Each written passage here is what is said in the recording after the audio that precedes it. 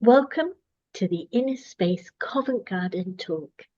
Our talk today is embracing our spiritual vulnerability, accepting our limitations and imperfections.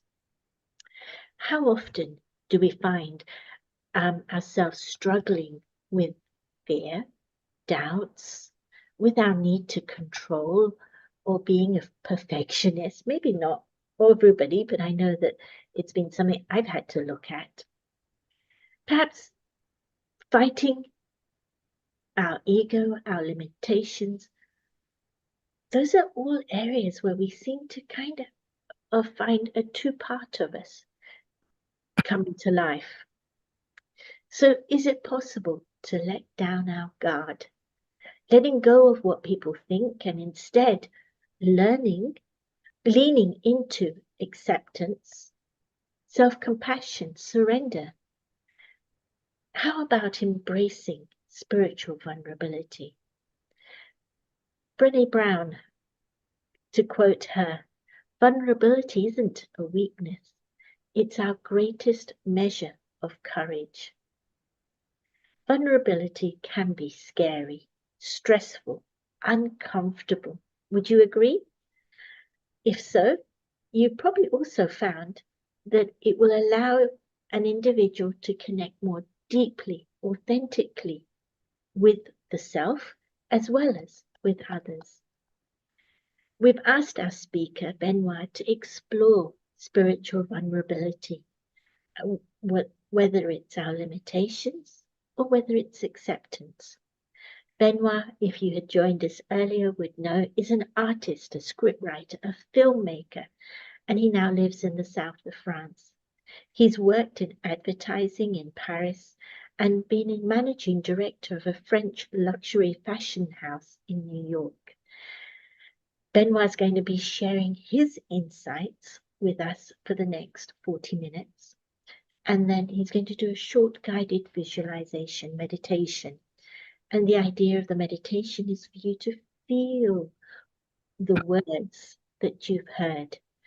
And then you'll be able to access them again whenever you want to use that wisdom. After that, he'll take your questions. So please put in your questions, either in the question and answer section or in the chat. And it'll be my pleasure to let you know.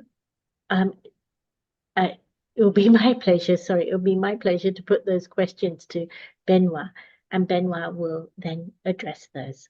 Benoît, thank you. Over to you. Thank you. So, am I ready to accept my own spiritual vulnerability? This question of spiritual vulnerability is interesting because vulnerability is usually seen as a weakness, when in fact it can be a strength. And as we will see, the methods we use to try to get over it make us even more vulnerable, sometimes even dependent or subservient. When talking about vulnerability, one must, of course, as you just did, quote Brené Brown, who, as an introduction, said that vulnerability is part of life because life is about uncertainty, risk, and emotional exposure. She mentions wholehearted people who attribute their professional or personal success to their ability to be vulnerable and who don't fall in the trap of perfectionism. She says these people believe in their own worthiness and cultivate authenticity about themselves. They also cultivate self-compassion, resilience, gratitude, intuition, creativity, and laughter. Brené Brown said, vulnerability means to appreciate the beauty of our cracks or imperfections. Vulnerability is the path to become clearer about our spiritual life. That's what she said. In other words, the realization that we indeed have a spiritual life often starts with vulnerability, when we are in a vulnerable situation. And as Leonard Cohen said, light gets in through the cracks, as we know. So I started to appreciate spiritual vulnerability when I realized that the most precious part of me is also the most fragile, and the other way around, that the most fragile part of me is also the most precious. Actually, apparently most fragile, because it's the part of me I have covered with layers of ego when living in material consciousness with masks. That is, when being identified to my body and probably to relationships based on physical considerations. Spiritual vulnerability starts when I disidentify myself with all my previous masks and beliefs. But then I also have to disidentify from the fear and the guilt that that process may create. Fear is necessary to protect myself from a danger, just as stress is a boost that my body creates to give me additional energy to face a special situation. Guilt often reaches the one who are trying very hard to follow a code of conduct which they find unnatural because they have identified for too long with the wrong part of themselves, or because they have forgotten the most precious part of themselves, the spiritual one. Spiritual vulnerability means that I'm putting down the scaffoldings I have built around me over the years to falsely protect myself. I decide to walk without the crutches. When I realize I don't need them anymore, I also need to replace them by something more real, more natural, more sustainable, something truer to who I really am. What can that be? That's what I did when I quit my job as a fashion VIP in New York City to look for the essential, whatever that might be. So I started reading books I never read before, spiritual masters, quote unquote, the Bhagavad Gita, Carl Jung, Gurdjieff, Mircea Eliade, and so on. Then I tried Hatha Yoga and mindfulness, careful to avoid sects and cults. I left religion on the side as I've been brought up with it, like most French people, and it was fine. But okay, what else is there out there? So I did the postures, I concentrated on my breathing, I created the void in my mind, being Zen, and so on and so on. And at the same time, I started some form of artistic expression through music, painting, dancing. That was great, but not quite there yet. This shows that I had accepted to move on in an open-minded and vulnerable way, moving ahead fully on the basis of my intuition, meaning I was moving on, deploying my antennas. But somehow, there always remain some inner contradictions. Spiritual vulnerability means to stop fighting with oneself, fighting with my own bad habits, with my belief system, with my wandering mind, with my desires. So, two ways to stop fighting with my own contradictions. Either by stopping the guilt every time I'm being mischievous, because, hey, I'm in control, or becoming completely aligned with my true self in my actions, words, and thoughts. Spiritual vulnerability means, am I ready to lose control? But actually, what did I really control? Not outside events and situations happening to me. They just happen. On the other hand, did I control the way I'm affected by them? The law of karma is not in the event itself, but in the way I make those situations belong to my life and my consciousness. The way I make them invade my mind. The way I make them trap me in the web I have built around them due to my limited consciousness, my fear or guilt. Then I start to have doubts about myself, about life, about God, and so on, and I suffer. And as I go into damage control, I even believe that the more I suffer, the better it is. And yes, we know, don't we, that suffering is indeed a means of realization and transformation. But is it the best way? And do I have to suffer? Really? Does controlling mean that I have to make things heavy and difficult? Or is there another way around? Actually, there is. In a very subtle spiritual dimension, the best way to control is to let go. I have to stop fighting the spiritual laws. At last, I have to do what's required of me, what I have to do in terms of fulfilling my spiritual responsibilities and staying all day long in the right consciousness with the right attitude of benevolence towards the world, my neighbors, myself. Forget the differences. See the beauty of the souls. Fear or guilt come from a lack of faith in oneself and in the one I would call my spiritual friend. I have a spiritual friend who whispers to my ear and says, look, all you have to do is put your consciousness on me. Remember me as often as possible, and I'll take care of everything. You don't have to worry anymore. You don't have to be afraid anymore. You'll see, everything will be fine. So why don't I do it? Precisely because I lock myself in my worries, in my little problems, in my daily life. Problems that I sometimes create myself or that I rush headlong into. When in reality, my spiritual friend has been telling me for years, place your awareness on me, raise your consciousness. And from the moment I raise my consciousness, what used to be problems or worries are suddenly set back in their right perspective, in their right context. And from that moment on, problems and worries lose their validity, they lose their power, they lose their influence over me.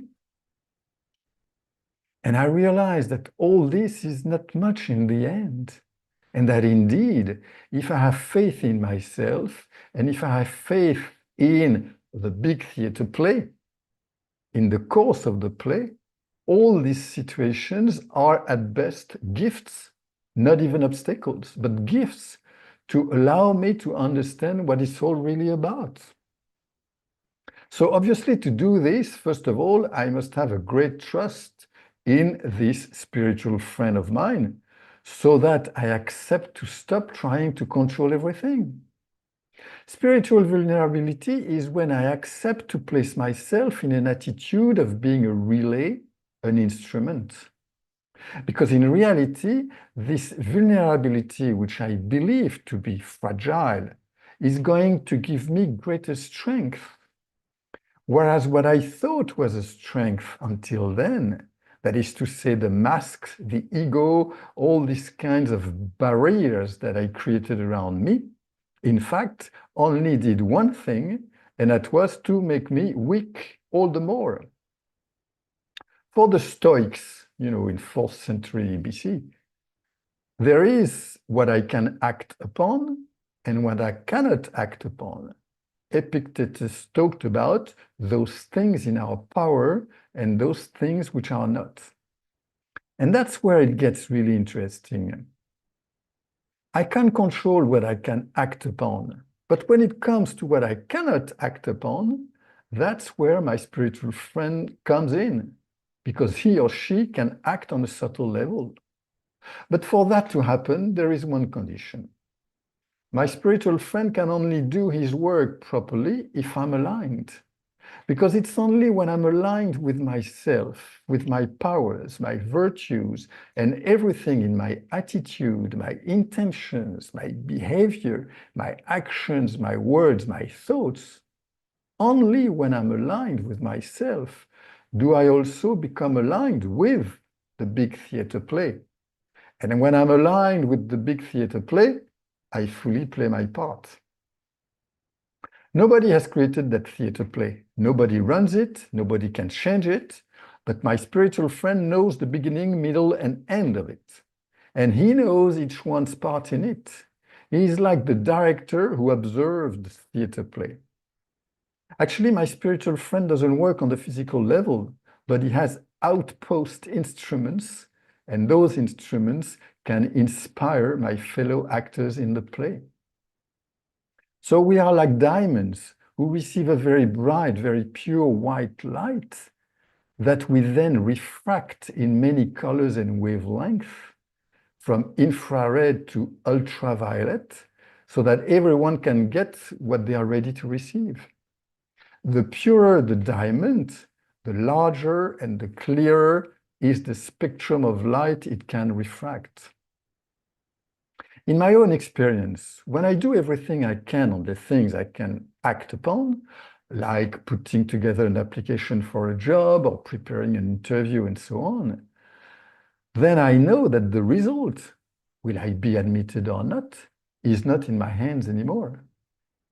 If I push things too much, if I become pushy, I take a big risk of actually destroying what I had built before. Whereas, if after having done everything in my power, I let go, that is, I accept my vulnerability in the face of the situation, then I let all the subtle powers, or whatever you call it, out there in the subtle dimension, handle the results on my behalf. And most of the time, it works. Another way to say it is, when after having done everything I can act upon, I decide to let go, to stop controlling, then the spiritual, subtle, whatever instruments, law of attraction, karma, etc., make it happen for me. Let go is hard sometimes, isn't it? When my neighbor makes noise all night, when the dog next door is barking all day, when the lady's baby screams all the time, or even when the company or the government owes me money, I know I'm right. And you know this feeling of I know I'm right. So at first I ask them nicely to stop the noise or to repay what they owe me. Then I raise my voice. I become forceful. Then I threaten them. Then what? I hire a lawyer to sue them in court. I take my shotgun to shoot the kid who's turning with his noisy motorcycle all day long below my suburban windows. And I end up in jail. And it's actually a fact that actually happened in the suburban of Paris. An old man who was so fed up with the kid who was running his motorcycle, very noisy motorcycle, down below, took his shotgun, the shotgun he probably had kept from the war, and he shot the kid. He shot the kid. So anyway, meanwhile, all that, I carry this spiritual weight with me, and I'm suffering deep inside. They don't know it, or if they do, they don't care, which is even worse. I'm asking for respect. They owe me money. They owe me silence, and so on and so on. Let go is not to procrastinate about what I can act upon. The true let go is about erasing all the negative feelings I carry inside, erasing or replacing them. Maybe not with something positive at first, but at least replacing them with something neutral, like, okay, the dog is barking, that's his job to protect his master. The baby is crying because his teeth are growing. The kid is running his bike because he has no job and is bored. The company or the government doesn't pay me back because they are a big bureaucracy and most of the time their computers are out of order, etc., etc. Actually, the true let go happens when I truly realize that it's not about them. These people are just instruments for me to manage my own anger, irritation, feeling of being insulted, looking for respect, and so on. It happened to me once when a neighbor who basically was going to bed when I was supposed to wake up. And so, you know, at first I was very nice. I went to see him, very nice with him. I even gave him some chocolate, asking him nicely, can you make less noise during the night? Because, you know, I go to bed early and I wake up early. He continued all night, and it lasted for about 1 year to make all the noise. And so, you know, I was hitting the ceiling and I was screaming at him and so on. And then he became mean, of course, and he couldn't care less about what I was telling him and what I was feeling. And then I realized, okay, apparently this guy is very, how do you say, very successful. I mean, you know, he has many friends and they really like him. So he must be a very nice guy. I don't know him that well, but he must be a very nice guy. And you know, what I did is that I changed my consciousness to him. Instead of hating him, instead of making him my enemy on a personal basis, I realized that who am I to impose my life, my way of living to him? He has his own life, that's not mine. So in a way, I have to adapt and I have to accept that, you know, he's part of my life because he's an instrument to make me understand something. And it was very interesting because a few months, not even, I think 1 or 2 months after I changed my consciousness towards him, he moved out. And then the next person who came was very quiet. And so I had the silence that I was wanting all the time. But then I myself, for other reasons, moved out. Anyway, the famous law of attraction says that if you take the necessary steps and if you live in alignment with your goals, then you will bring them to life. It also says, always remember that at a certain point, and I quote, it's important to surrender and let the universe take the wheel. Spiritual vulnerability for me was particularly acute when I met Raja Yoga 40 years ago. Because on top of meditation, Raja Yoga gave me another way to look at essential things of life, like who am I, what is time, where do I come from, where am I going, a new understanding about God, and a larger acceptance of the consequences of my actions, words, and even thoughts. And instead of rejecting this new vision of life and of the world, I chose to reconsider everything I knew, which of course put me in a very vulnerable situation. Suddenly, I had to challenge everything I knew. Spiritual vulnerability creates open-mindedness. I already had some intuition about some aspects I was told, but other aspects were very surprising. In fact, I wrote a book at the time in order to go deeper into this new knowledge, and I realized that even though it was different, it was coherent. If I had remained stuck in my preconceived convictions, if I had rejected everything I was told, I don't know where I'd be today. Maybe in New York, married and divorced, with or without children, rich or poor. But one thing is sure, I'd be very depressed because I would still be searching for the deep meaning of life. That's what I found, and it is essential. But in order to find it, I had to place myself on a vulnerable spot in a situation of spiritual vulnerability, which is very rich and very beneficial once you have been over the first feelings of discomfort. So, having said all that, let's do a awareness exercise together, if you will.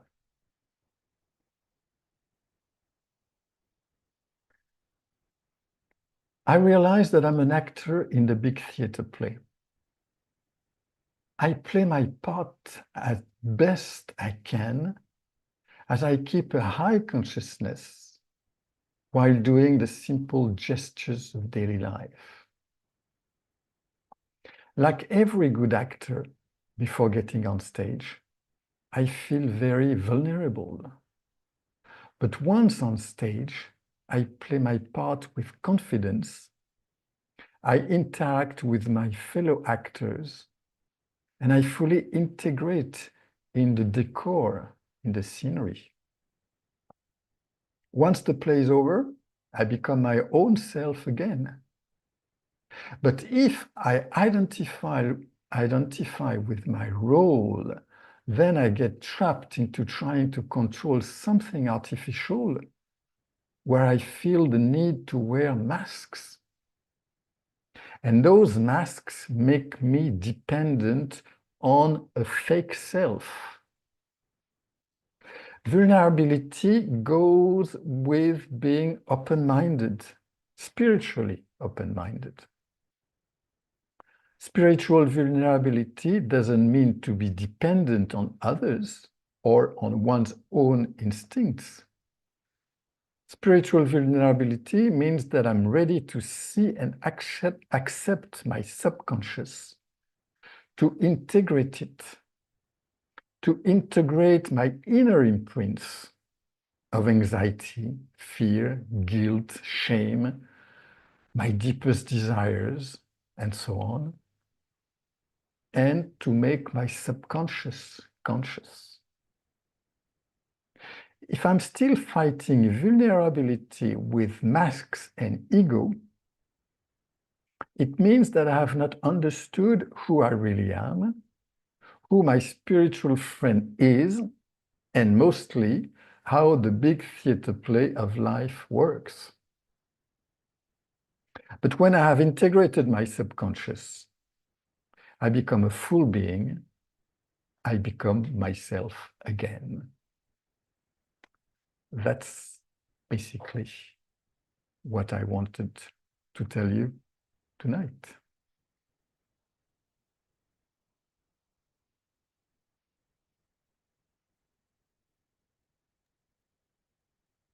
Yes. Thank you. Thank you. We've got another 15 minutes or so. Was there anything else you'd like to cover, or shall we look at some of the questions that may have come in? Let's look at the questions. Lovely. Thank you. Oh, interesting question.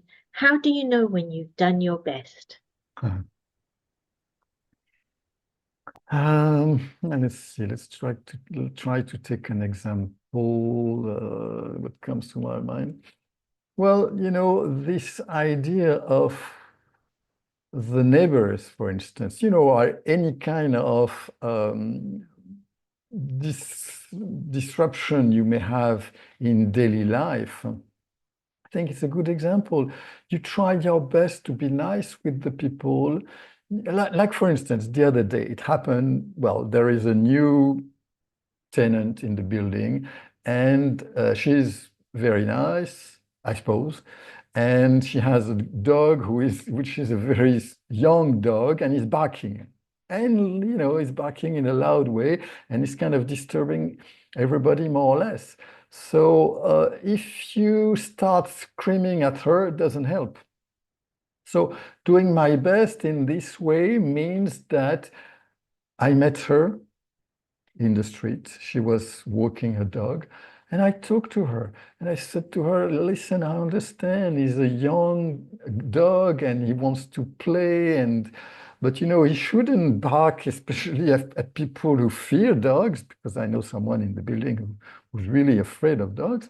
And you know, like, because it's a young dog, you just have to train him now so that he takes the right habits.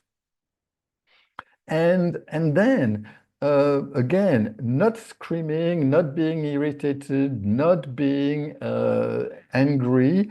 I really try, like, you know, in the meditation, I try to send this person some good feelings and some good thoughts, some of empathy, because I understand what she, you know, her condition and so on and so on. And that's the best I can do. Apart from that, you know, let's take another example.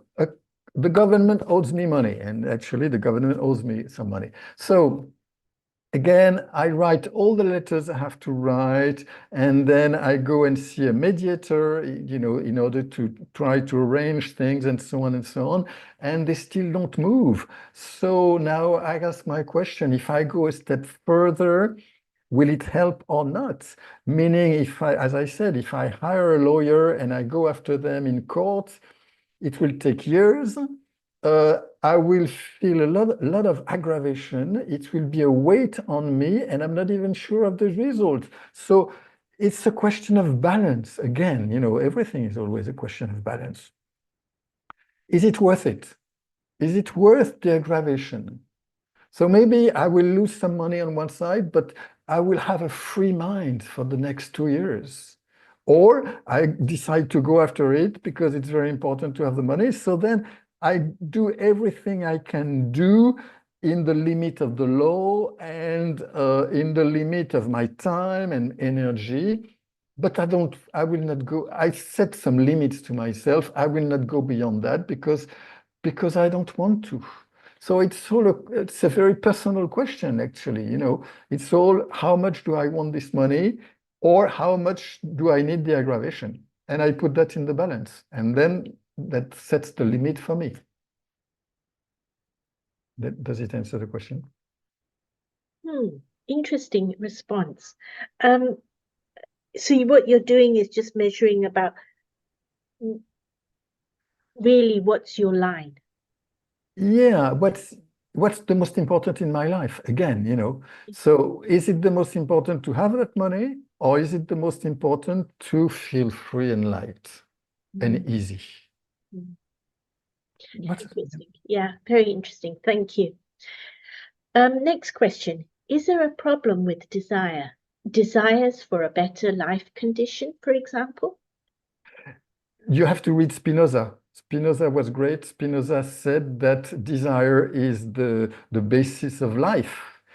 And also, Epicure is very interesting on the topic of desires, because we have a wrong idea about Epicure, and very often we confuse Epicure and Epicurean. I don't know if you say Epicurism, and hedonism. Epicure never said, you have to go in all the desires and, like that. Epicure said there are, what do you say? There are desires which are useful, and the desires which are necessary, desires which are not necessary. And so, again, it's a question of balance, and it's a question of your own judgment. Which desires do you think are necessary in your life and which are not? And what's interesting about spirituality and going onto a spiritual path is that, in a way, what you don't suppress desires, big mistake.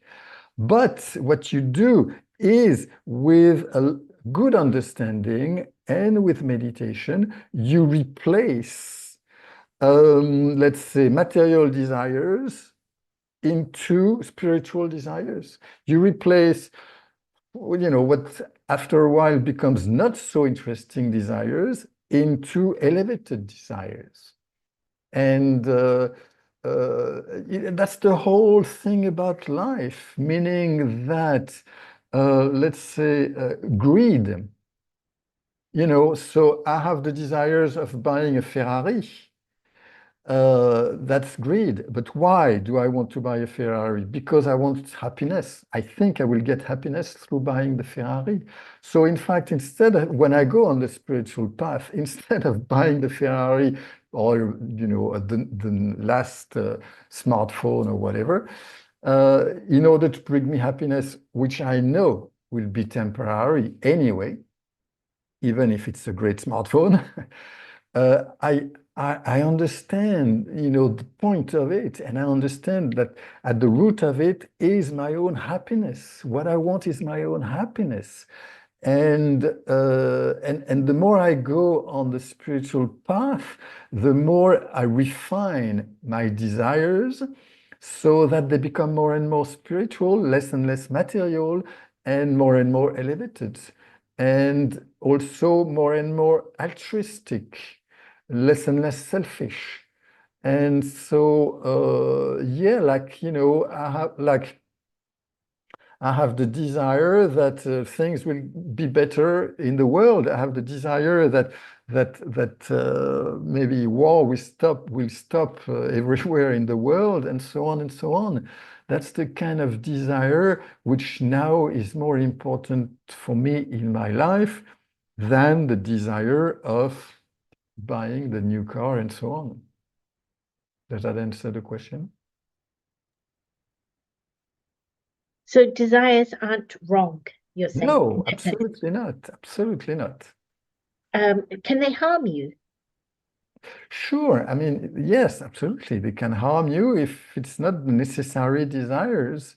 And yeah, of course. I mean, you know, if you get too attached, if you get too identified, again, it's a question of identification. We have to be very careful with what we identify to. So if you identify to the wrong object, if you identify to the wrong situation, if you identify to the wrong relationship, then it can hurt you. Mm. So how would you define a good desire? A desire that makes you really happy in the most, depending on where you are in your life, in development of your life, because everybody is different and everybody has a different background and so on. You will know, I hope, you will have the intuition of what makes you happy in a very healthy way, what makes you, you know, what gives you a very elevated happiness, a very probably the key of that is lightness. If a desire makes you light, it's a good desire. If a desire makes you heavy, it's not a good desire, I would say. Well, that's brilliant. Thank you. I'm going to take that as my guiding stick. Next question. Okay. How can someone stop caring what other people think about them? Yeah, that's the whole thing about recognition, which is a very dangerous thing. Recognition and expectation. And you have a saying in English, which I love, which is expectation breeds frustration. So, of course, it's a question of self-respect, and self-respect brings you back to your own background, to your own life, you know, from the very early age, and your relationship with your parents and your teachers and your friends and so on and so on. So it's the more you go into meditation, I would say, the more you develop this very important power, which is discrimination. And when I say discrimination, I mean intuition, and I mean, you know, going deep into yourself and knowing yourself better. The better you know yourself, with your limits, with your qualities and your faults and your weaknesses, the better you go into life, the better relationships you have, the less importance you give to other people's opinion. It's all linked also to the whole question of guilt, of shame. And it's linked to the question of, a more important question of understanding time. I will not go into the detail of that tonight, but if you understand how time goes, you will realize that, you know, as I said before, you may look right into the face of your worst weaknesses and your worst defaults and your worst, you know, vices without any judgment. Because, and that's exactly what my spiritual friend does. You know, he or she sees my weaknesses and he couldn't care less. And he definitely doesn't judge them, and he doesn't condemn them, and he doesn't punish them, and so on. And that's exactly what I have to do with myself, because I know that the worst vice I may still have comes from the best quality That is my original quality. So again, let's talk about, lust or attachment and these kind of things. It comes from love. I want love. Recognition means that I want love, but I don't want love from other people necessarily. I want love from myself. And what helps me to have love for myself is to see how my spiritual friend, who is always here with me, looks at me. And he or she looks at me with a lot of love. And so when I'm aware of that, and when I keep that in my consciousness in the daily life, it helps me have a larger vision of who I am. It takes me to accept everything about myself, the good and I mean, there's no good and bad anymore. There's no positive, negative anymore because it's all interrelated and it's all connected and it works together. It's like a big puzzle. I just have to put the pieces at the right place at the right time. And so, it's about knowing my original qualities and going back. When I say going deep into myself, it means going deep into my original qualities, deep into the ocean of my original qualities, which I know for sure are love and peace and, freedom and honesty and simplicity and all that kind of things. Does that answer the question? Mm. Is there such thing as making a wrong decision? How do you know you're following the right path?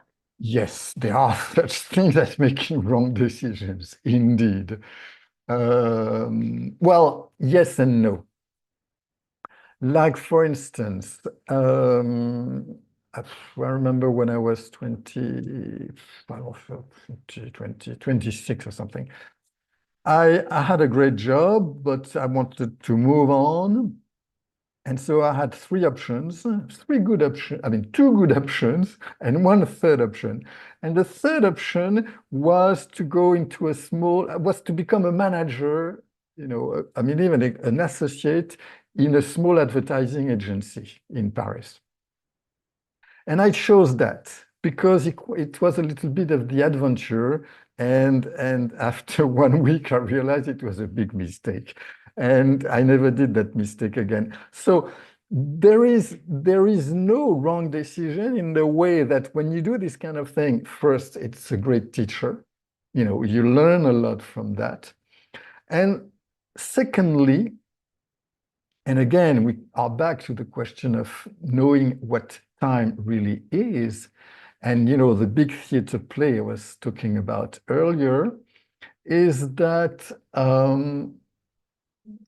it's interesting to consider two things which are usually opposed. One is the question of destiny, and the other is the question of free will. We usually oppose those two when in fact they don't have, like many things in life, they don't have to be opposed at all because they work together, in fact. So that means that, in a way, I can say that making that wrong decision was in my destiny, but I had the free will to do it at the time. I had three options. I could have chosen one of the three options. I chose that one. It was my destiny to choose that one. I chose it, and I chose it because then it taught me first not to do it again after that. And also, actually, what happened is that, so I took that job as an associate in a small advertising agency. And 1 month after I took it, I was at the final of Roland Garros tennis tournament in Paris. And in that crowd of the final, I met a friend I was in San Diego with 5 years earlier. And hey, hi, how are you? And so on. And I said, well, I took a job which is not so great. I want to change. He said, okay, listen.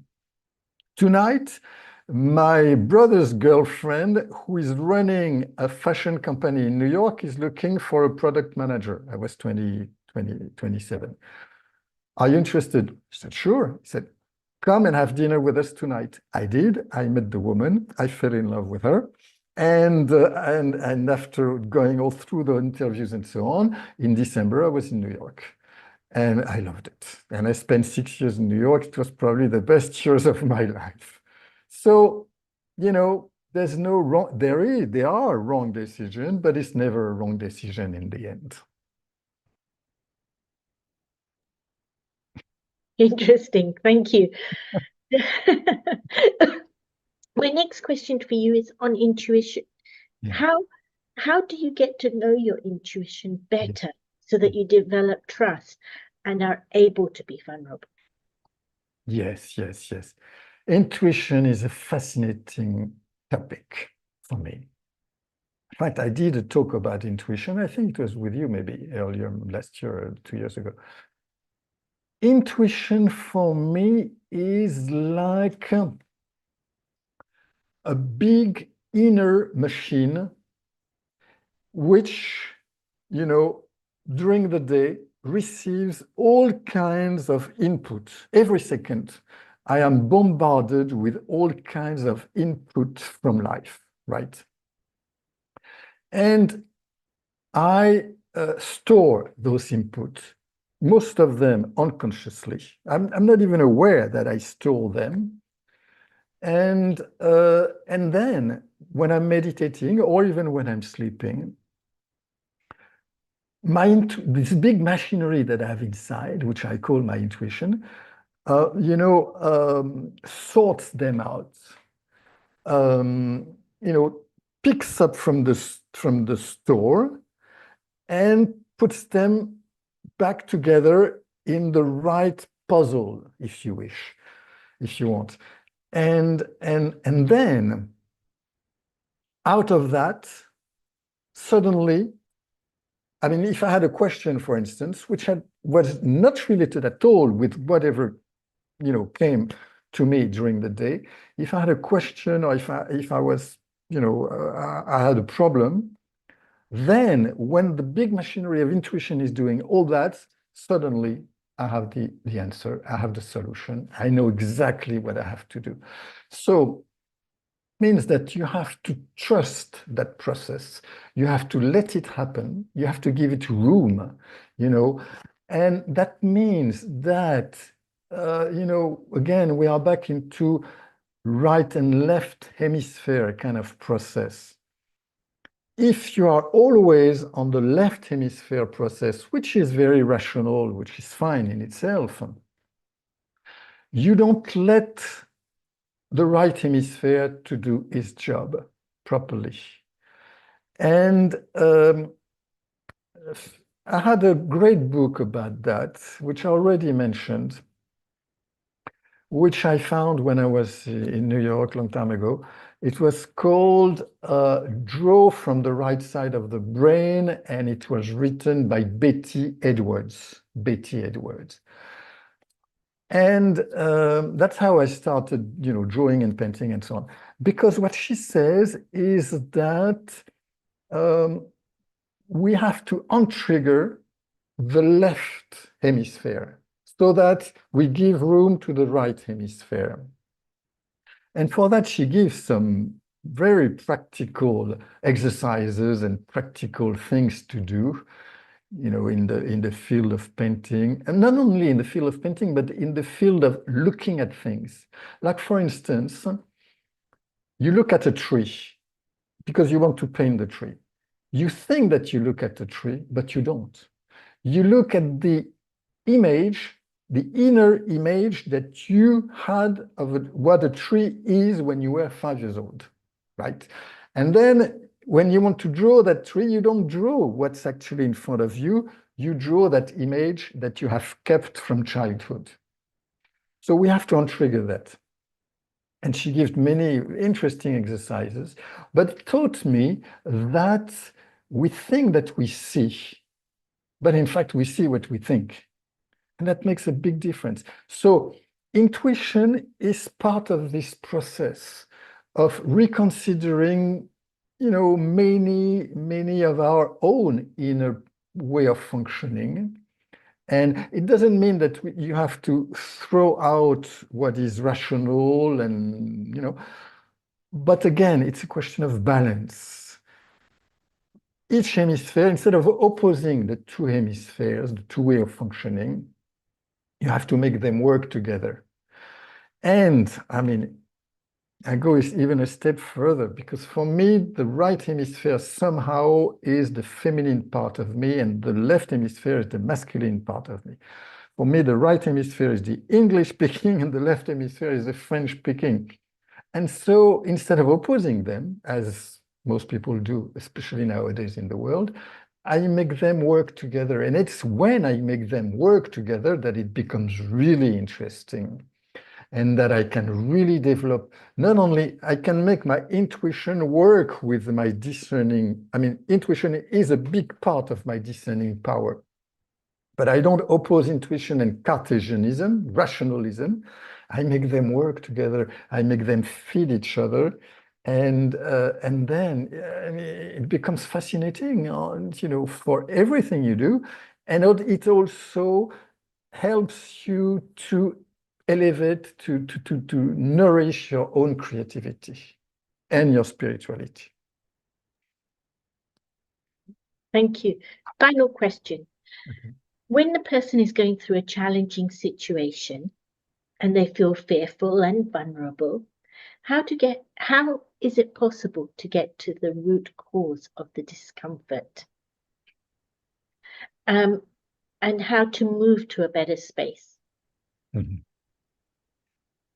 Well, it's the question of life, and you have many tools for this kind of thing, and you have, of course, psychiatrists and psychologists who can help you for that. Well, okay. I take a personal example again. I was stuck in a situation which made me really angry, and which which I was carrying a big weight because of that situation. It's an outside situation, but it was here in my thoughts, in my mind, almost every day. And so, because I was angry, and because there was some ego in that also, I didn't want to give up. I didn't want to let go. So, again, I did everything I can act upon. And then I realized that the whole thing really, I put it back in the right perspective. What was it all about? It was all about my realizing my own anger. It was all about managing my own anger. It was all about, how do you say, separating the situation from that anger. And situation is what it is, but my anger is really what it was all about. And so when I realized that, I got rid of what made me feel very uncomfortable, and I got rid of a big weight of that. So it's an example. So it means that how can I say?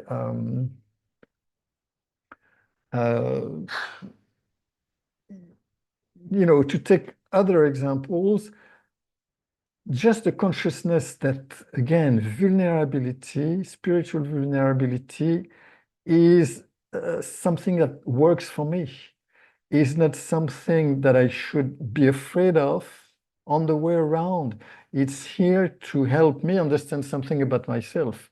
And if the day I accept my vulnerability, then it's easier to be open with my own self, and to accept, okay, yes, that's what it was. It was anger. So do I need this anger? Is it what I want to keep on my spiritual path? And again, you know, it's back to what are my goals in life? I don't want that anger. That's not my life. So, okay, I let go of that situation, which I've been carrying.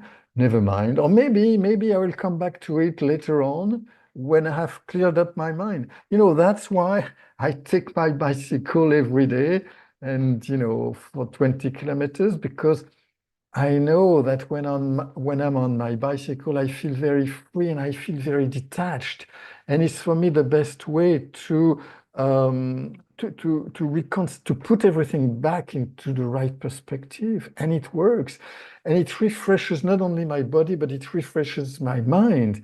And then when I come back, I see, you know, what the email that I was writing, instead of sending it immediately, I write it, I let it on my computer, I go ride my bicycle, I come back, and then I decide what I do. And sometimes, you know, I just erase it and I write something completely different.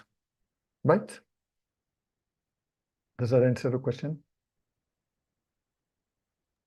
Hello? Thank you, thank you, thank you. That's been absolutely brilliant. All your sharings. And there is one final question that I do have to ask. What is the name of your book? The book I was talking about. The one that you wrote. Oh, the one that I wrote. Yes. And how would someone be able to get it? It's in French. Okay.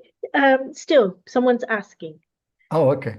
The book, it was called L'Éternel Retour de l'âme, which means, I mean, it means the eternal return of the soul. But you know, I wrote that a long time. I wrote that 39 years ago. I mean, I guess you can still find it on Amazon, I suppose. But apart from that, I wrote also some smaller books with watercolors. You may also find them on Amazon, I suppose. And the title, yeah, I wrote one in English called I Meditate, and also in French. And then the others are in French, unfortunately. One is called Agir et lâcher prise, which means to act and to let go, which is very much our topic tonight. And then many others which I didn't print, but I wrote on, you know, on the. I used to have a website, but I don't have it anymore. And then I switched to, instead of writing books, which is left hemisphere, I switched to writing scripts, film scripts, which, as I said, writing scripts is a completely different way of writing, because you don't write words, you write images. And images is the right hemisphere. And I write them in English. And then from that, I made a few films, short films. But I have many, many, many scripts, which maybe one day I will direct, who knows? Thank you.